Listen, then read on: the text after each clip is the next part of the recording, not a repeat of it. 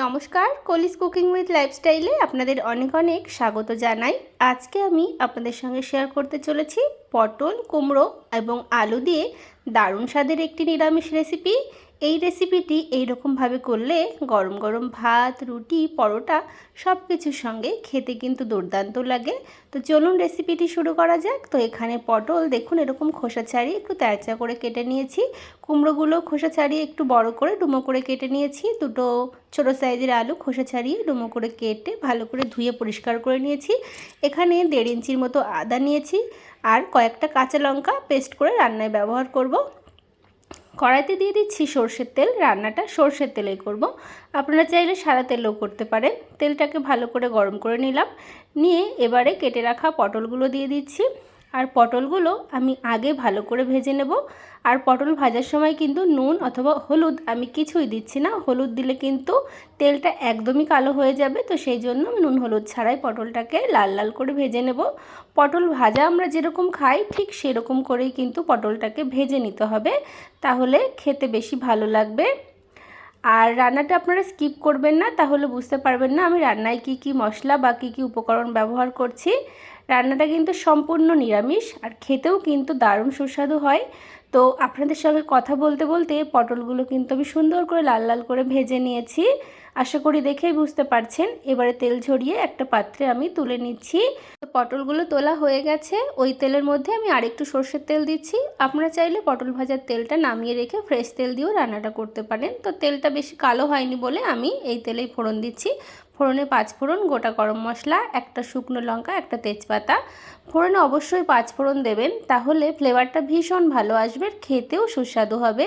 ফোড়নটা ভালো করে কয়েক সেকেন্ড ভেজে নেওয়ার পরে কেটে রাখা আলু আর কুমড়ো দিয়ে দিলাম। আলু কুমড়ো ফোড়নের সঙ্গে ভালো করে একটু লাল লাল করে ভেজে নেব। তো আলু কুমড়ো দেখুন ফোড়নের সঙ্গে আমি একটু লাল লাল করে ভেজে নিয়েছি। এবারে কিছু গুঁড়ো মশলা আমি দিচ্ছি। এখানে স্বাদ মতো নুন দিয়ে দিলাম, পরিমাণ মতো হলুদ গুঁড়ো দিয়ে দিচ্ছি। দিয়ে ভালো করে একটু ভেজে নেওয়ার পরে তারপরে আমি আর কটা গুঁড়ো মশলা দেব। তো এখানে আমি কিছুটা জিরে গুঁড়ো দিয়ে দিলাম আর দিচ্ছি কাশ্মীরি লঙ্কার গুঁড়ো কালারের জন্য, যেহেতু এখানে কাঁচা লঙ্কা বাটা আছে, রান্নাটা কাঁচা লঙ্কা ঝালেই হবে। এবারে আদা কাঁচা লঙ্কা বাটাটা দিয়ে দিলাম। আর এই রান্নায় আদা কাঁচা লঙ্কা বাটাটা পড়লে ফ্লেভারটা একদমই চেঞ্জ হয়ে যাবে, খেতেও দারুণ সুস্বাদু লাগবে। তো মশলাগুলো ভালো করে কষিয়ে নেব আলু কুমড়োর সঙ্গে। বাটি ধোয়া জল দিয়ে দিলাম যাতে গুঁড়ো মশলাগুলো পুড়ে না যায়। তো ভালো করে দেখুন একটু সময় নিয়ে গ্যাসের ফ্লেমটা মিডিয়াম টু লো হিটে রেখে কষিয়ে নিলাম। এবারে ভেজে রাখা পটলগুলো দিয়ে দিলাম। পটল দিয়ে আরও কিছু সময় আমি কষিয়ে নেব।